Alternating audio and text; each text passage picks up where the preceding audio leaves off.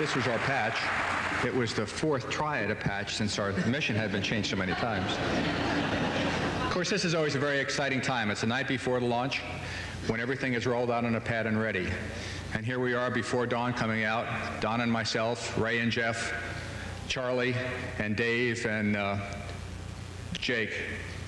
We were all very anxious. Of course, we had had a number of delays, but the moment of truth was quickly arriving. We thought we weren't going to fly because of the weather, but they said, let's go. And here you can see the start sequence of the main engine, the hydrogen igniters spewing flame across behind the engines, and then them starting one at a time. Finally, they're up to speed, they're stabilized, and the solid rocket motors ignite. When the solid rocket motors ignite, you know you're on your way. You know where you're going, where they want you to go, and hope they're pointed in the right direction. It rumbles quite a bit while you're coming off of the pad. There's quite a bit of reflection off of the ground and off the pad.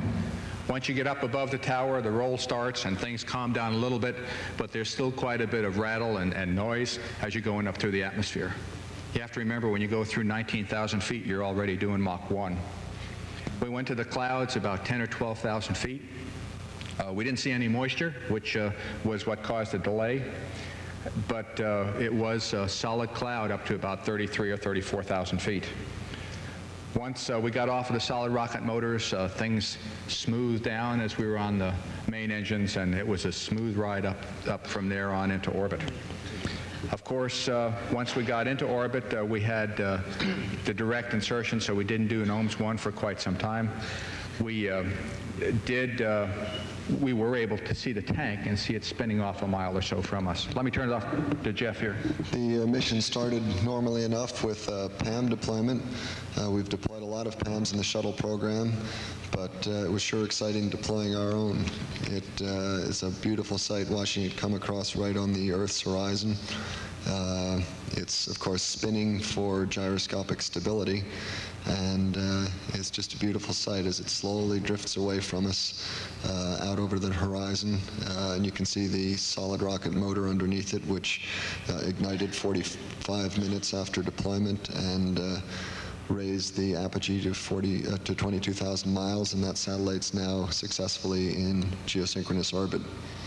Our second satellite, again, started out normally enough. It's the SYNCOM, the third one that NASA has launched. It's a lovely sight seeing it come out sideways like this sort of frisbee deployment. You see that white antenna on the top. That's the omnidirectional antenna, which we expected to see come to a standing position about 1 minute and 20 seconds after the deployment. That's certainly the way it always happened in the simulator, but SimSoup had another idea this time, and well, after about 2 minutes, it finally sunk into us that it wasn't going to move, and of course we gave the call down to the ground.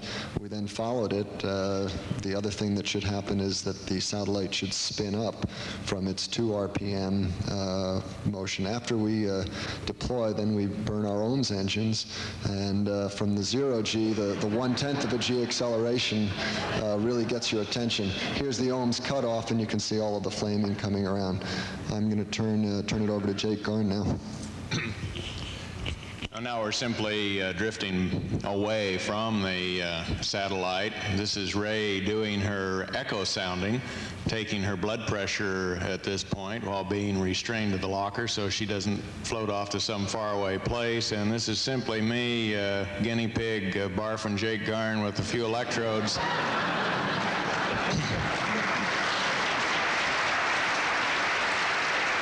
I just want you to note that I was a perfect subject for the electroencephalogram, the top of my head. If I'd had hair, I couldn't have accomplished that particular task. And that amplifier floating there was no problem whatsoever. Here's Ray.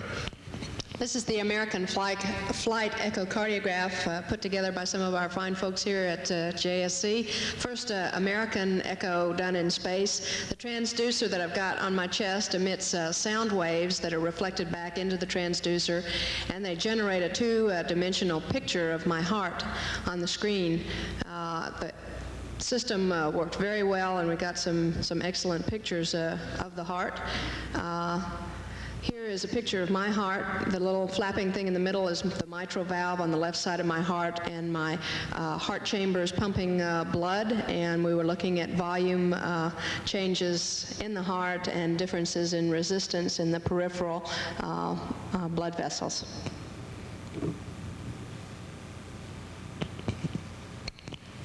Here's some scenes from the operation of the electrophoresis equipment on board. In addition to letting the machine do its thing, which it did very well this time, I conducted some tests on samples of fluid from the device. And here I'm transferring some fluid from container to container and finally to a sample tray where I could read the results. The operations sometimes are a little hard when you've got to use both hands and you've got no feet on the floor. But the operations went well. The device and the tests all worked very well. As a matter of fact, we had the electrophoresis equipment operated as a clean machine this time, both electromechanically and biologically. I even performed some standard operations in calibrating flow rates through the machine at the sample pump, which you see me doing here. Just a normal orientation for these kinds of operations. Well, it's constantly fascinating just to watch the way objects behave in zero gravity. Here we have a set of gyro-stabilized binoculars. There was a little bit too much friction in them, so they were actually a bit gyro-unstabilized. But still, with 14-power binoculars, it was just amazing what we could see on the ground. And, of course, I also enjoyed what I could see up in the sky, since I'm an astronomer. We also carried some science demonstration objects, commonly known as TOYS. This was done primarily to make some educational footage, which we can use and distribute to science teachers throughout the country. Here, Bo forgot to spin the gyroscope up, and somehow it just didn't stay stable. So we're going to give him another chance, and here he's going to get it spinning. There we go. Of course, the principle of gyroscopic stability has been around a long time. We use it for navigation. Our satellites use it when they come out of the cargo bay. But of course, without gravity and just being able to float it free here, you can study the behavior of the gyroscope and watch the way it moves around in a way that we never get a chance to do in laboratories on the Earth. I'm sure all of you have held a gyroscope on a string or on your fingers, and after a while, as it spins down, the force of gravity starts to torque it, and it starts to process around. Of course, that never happens in zero gravity. You can keep playing with it almost up to the moment where it is not spinning at all, and it still stays stable. In fact, it was just a constant source of fascination, all the different things you could do with these very ordinary devices. This is a little magnetic wheelo that I'm using. Normally on the Earth, you start this with gravity. I found it was pretty easy to start it up using centrifugal force. This one, as long as I was holding it, behaved pretty much the way it did on the Earth. But as soon as you let it go, then it does all sorts of neat things. And here comes Mr. Yo-Yo. I've had a lot of discussions with physicist friends of mine about whether the yo-yo was going to work, and it worked fabulous. You could do it fast, you could do it slow, you could do it to the ceiling. That's the famous oi-oi. Dave did flying saucers around the moon. He's a real champ, and if they don't let him into the Yo-Yo Association of America, there's just no justice in the world. Putting the jacks here, there was constant danger of massive explosions if the ball came back in the wrong place. We managed to go through without ever losing the jacks, and although it's not on film, Rhea did manage to do her 12sies by the end of the flight. If you let a paper airplane just float, it's pretty much carried away by the air currents in the shuttle, as you see here. And so it really doesn't take very much force just to start it on the most beautiful flight that you've ever seen of any paper glider. Hope you like our home movies so far. The paddle ball behaved a lot like it does on Earth in that you can paddle it in nearly any direction if you're clever enough. I'm not sure I am clever enough to keep it going in each direction. And, as you can see here, so the ins and outs, ups and downs were about the same. it's a little harder to do, let's say, to do this trick on Earth.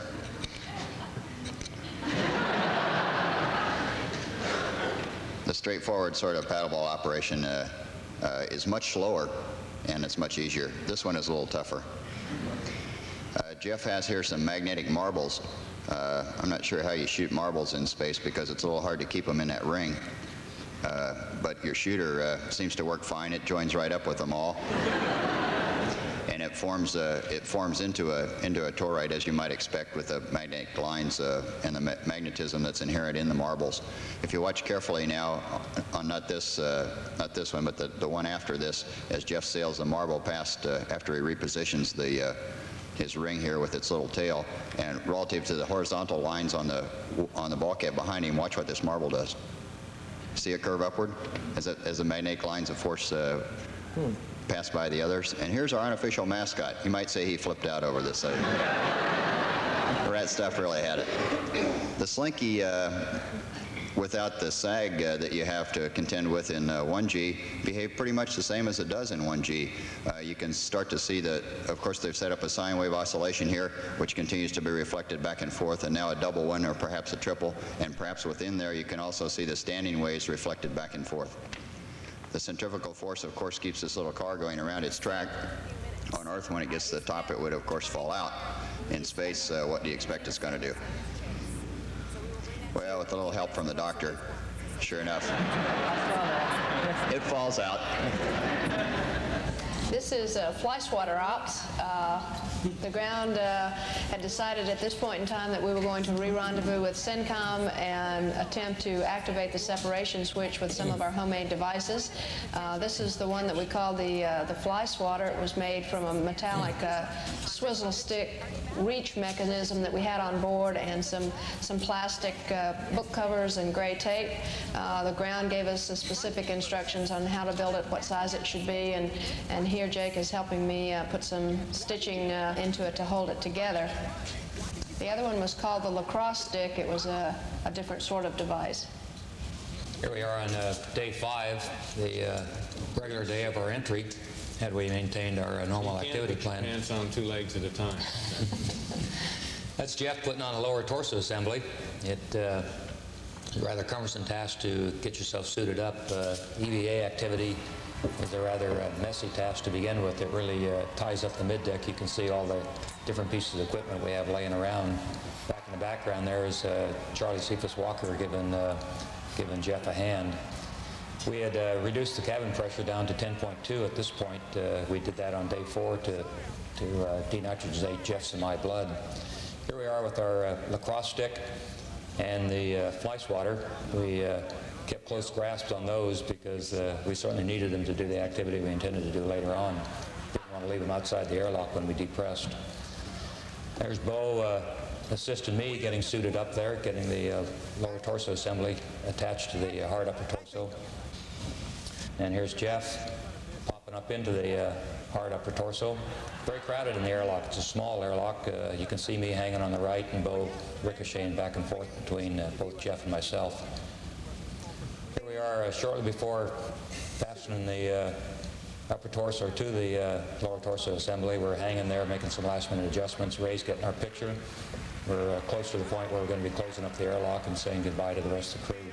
Fully suited now, making some last minute adjustments on gloves, glove fit, making sure that we have all the equipment that's required for the EVA.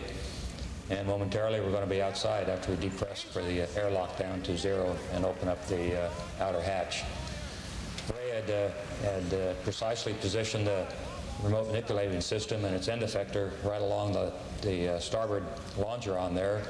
Convenient place. Jeff was able to tether himself on the outboard side to give himself some stability for work, and I had tethered myself on the inboard side, and each of us 180 degrees apart started the work of putting the 2 devices, the lacrosse stick and the fly swatter, affixing them to the end effector. Here's a view from the sea camera. In the very near foreground you can see the lacrosse stick still tethered to the longeron, and what we're working on right now is actually putting the fly swatter in at the 12 o'clock position with respect to the end effector. We tighten the two devices down with a device that's most familiar to folks here on here on Earth is more like a come-along device. You can see me moving it up and down there to actually take up the slack of the system. The total EVA ran about 3 hours and 6 minutes and a few seconds. Most of the work activity of putting the two devices onto the end effector was accomplished within the first hour, slightly over an hour. We then, at the completion of that, had to move the arm over back to its manipulating position mechanisms, place the arm back down into those mechanisms, and roll the arm inboard as if we were going to stow and make a re-entry. The purpose for that being that we weren't really sure whether the fly swatter or the lacrosse stick might impinge upon the doors and prevent them being closed. We did roll the arm in afterwards, check the clearance, and there was some interference between the lacrosse stick and one of the cameras, but the interference was slight, and we had no problems with interference with the doors and the potential for not being able to close the doors for entry.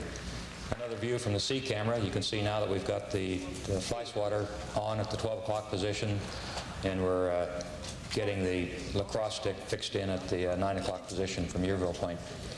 Jeff, you want to say a couple of words here, maybe? Well, we did all of our actual work during the day because Houston wanted to be able to see what we were doing.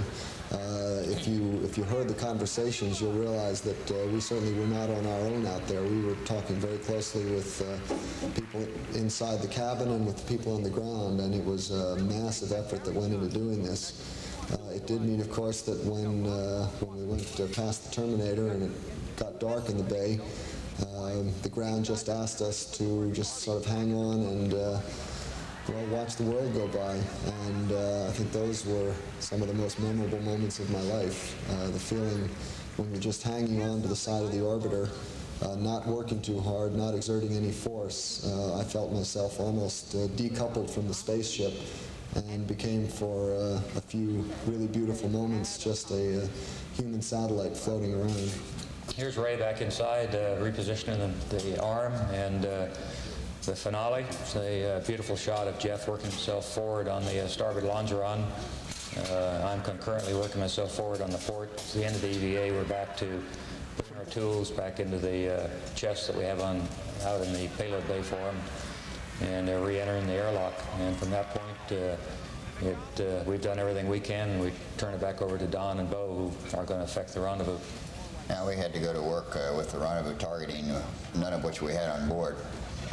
As far as the procedures, the flight data file, and the inputs we need to do this, so we all came up by teleprinter, perhaps one of the longest teleprinter messages in the space program. But we made ourselves a book and put a little Scotch tape and a lot of cutting and pasting, and got the rendezvous procedures together. This is a camera zoom in on the SYNCOM as we're approaching it from underneath and coming up onto the velocity vector of the satellite. You can see it rotating here at about 2 RPM. You're looking at the bottom end of it. After we're established into a tracking position, Bo moved back to the aft station, where he's standing on a starboard side now and flying the spacecraft from there. And that's where all rendezvous and proximity ops are flown in the spacecraft, generally standing in the back, hovering in the back, if you will, looking out through the overhead window using the hand controllers, the rotational and translational hand controllers that are in the back of the spacecraft. As it comes around here, we'll be able to show you this arming lever before we took a swat at it. Bo is looking. Here it comes now in that orange rectangle in the lower right-hand corner of it. You see what the lever looked like when we first saw it. And then Ray got ready to take a swipe at it. I guess there was some question about whether the arm could be used in this manner with some rather primitive tools on the end of it to hit that lever and see if we could activate the separation switches by it. If you'll watch the lacrosse stick on this first pass, you'll see it come in, and I'll get your opinion on whether you think we got it or not. Here it comes in, grabbed it, pulled it. Real good pull. First time, went in with a fly swatter. The second time, tried to hook it on one of the rungs of the ladder. Here we come again, grabbed it. That's number 2. This time we try and hit it with the base of the cone, which is a more solid object. Get it one more time. That's 3. We got, as we can count, at least 3 really good whacks at it. At this point in time, the window closed that we were supposed to be hitting this thing, and since we had made hard contact with it, we had to back off from it at this point in case it was going to activate itself sometime later. Bo flew the initial SEP burn from the back, which was in a Z orbiter direction. And meanwhile, while he was doing that, I was targeting up a small out-of-plane burn to get us out of the plane of the spacecraft so we wouldn't come close to it on subsequent revolutions. And then 15 minutes later, we targeted an ohms burn to do the final separation.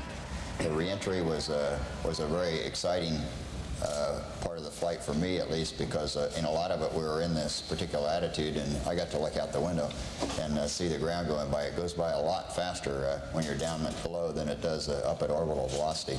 We rolled out coming over the central part of Florida here and into the Kennedy Space Center into a slight left bank prior to intercepting the heading alignment circle. We had gone just a little north of ground track, had corrected, and then come back to our nominal ground track. You can see the speed brake opening here to control the energy and rate of descent of the spacecraft.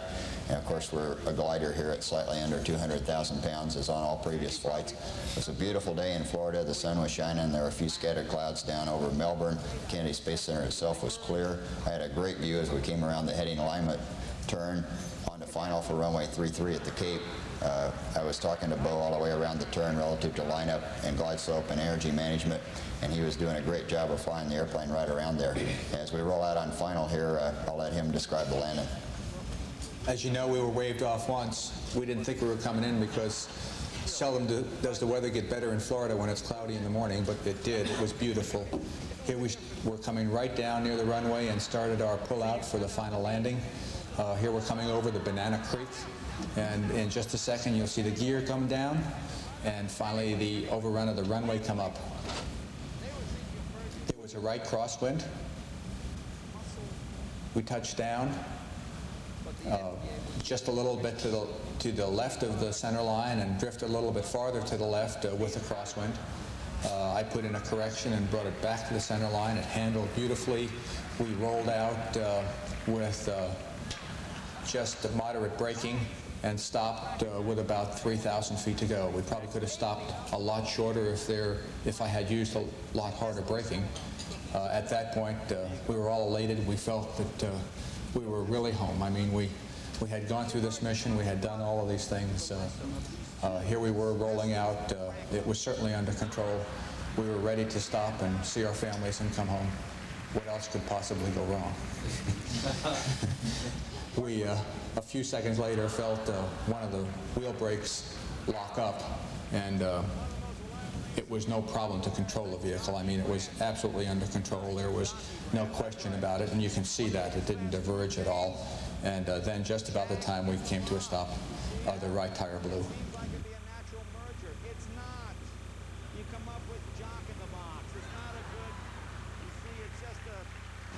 I think you'll see when we come down the ladders that there are broad smiles on everyone's face. And it was a demanding, challenging, extremely exciting, and of course, spaceflight is always beautiful. We're all looking forward to our next flight. Quite a few of us have them assigned right now, and we can't hardly wait.